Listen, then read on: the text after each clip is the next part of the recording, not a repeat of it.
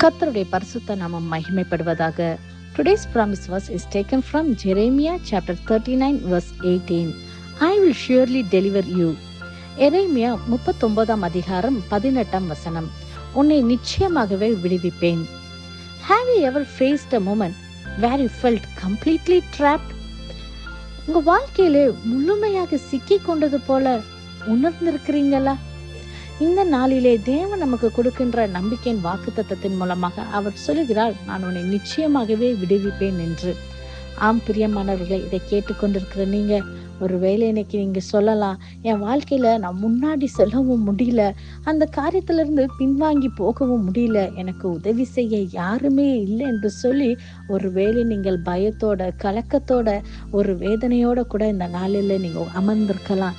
ஒருவேளை உங்களுக்கு இருதயத்தில் இருக்கிற பயம் உங்ககிட்ட சொல்லி கொண்டு இருக்கலாம், இப்படிதான் என் முடிவு இருக்க போதோ, இப்படியே என் காலங்கள் முடிந்து போயிருமோ, என் வாழ்க்கையில ஒரு நல்ல காரியம் நடக்காதா, எனக்கு இதுல இருந்து தப்பித்து செல்ல வழியே இல்லையே என்று சொல்லி ஒருவேளை நீங்கள் வேதனையோட காணப்படலாம். இன்னைக்கு கர்த்தர் உங்களை பார்த்து சொல்லுகிறார், உன்னை நிச்சயமாகவே விடுவிப்பேன் என்று.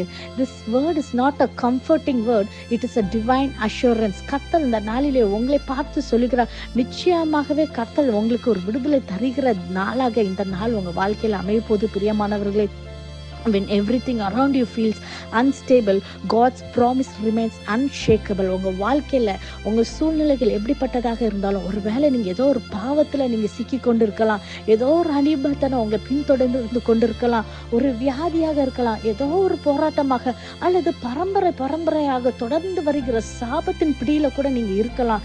எப்படிப்பட்ட சூழ்நிலையாக இருந்தாலும் இந்த நாளிலே கர்த்தர் உங்களை நிச்சயமாக விடுவிக்கிற தேவனாக கடந்து வருகிறாங்க. பிரியமானவர்களே, நம்ம வேதத்துல பாக்குறோம், அநேகர் இந்த பாதையில கடந்து செல்கிறத நம்ம பார்க்கிறோம். ஒரு டேஞ்சர் மத்தியில, ஒரு அப்போசிஷன் மத்தியில, ஒரு அன்சர்டனிட்டி சூழ்நிலையில அவங்க கடந்து செல்கிறத நம்ம பார்க்கிறோம். நம்ம பார்த்தா தானியேலின் வாழ்க்கையில அவரை சிங்க கெபில தூக்கி போடப்பட்டார், ஆனால் சிங்கங்கள் அவரை தொட இல்லைன்னு நம்ம பார்க்கிறோம். கர்த்தர் அவரை விடுவித்தார் அல்லவா, அவருடைய விசுவாசத்தை கனப்படுத்தினார் அல்லவா. ஷாத்ராக், மேஷக், ஆபேத்நேகோவின் வாழ்க்கையை பார்க்கும்போது அவங்களை தூக்கி பெரிய அந்த தீயில தூக்கி போட்டாங்க, ஆனா அந்த தீ அவங்களை சுட்டரிக்க, அந்த தீல 3 பேரை தூக்கி போட்டாங்க, ஆனா 4வது கர்த்தர் அவங்களோட உளவானதை நம்ம வாசிக்கிறோம் அல்லவா.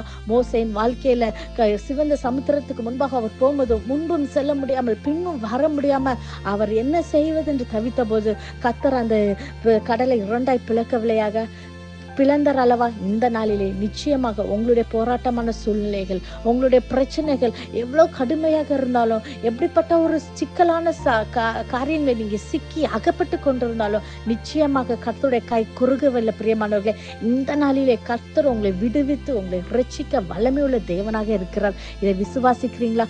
No matter how difficult or impossible your situation may seem today, remember this: God is not limited by what limits you. When you feel trapped, He is your way out. When you feel weak, He is your strength. When you feel afraid, He is your refuge. The same God who delivered Daniel, Shadrach, Meshach, Abednego and Moses is still working today. So do not lose hope. Hold on to His promise. He will surely deliver you. இதை விசுவாசிக்கிறீங்களா? நம் கண்களை மூடி ஜெபிப்போமா? நேசிக்கிற நல்ல தகப்பனே, இந்த காலை வேலைக்காய் மக்க நன்றி செலுத்துகிறோம் கர்த்தாவே. அப்பா, நீர் கொடுத்த இந்த வாக்குத்தத்த வசனத்துக்காய் மக்க நன்றி செலுத்துகிறோம் கர்த்தாவே.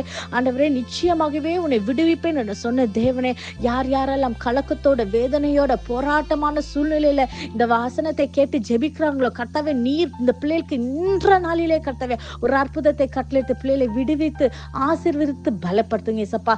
ஆண்டவரே, நாங்க நல்ல சாட்சிகளை கேட்க கிருபை தாங்க இயேசப்பா. இயேசுவின் மூலம் ஜெபிக்கிறோம், ஜெபம் கேட்டபடியால் ஆமென். God bless you.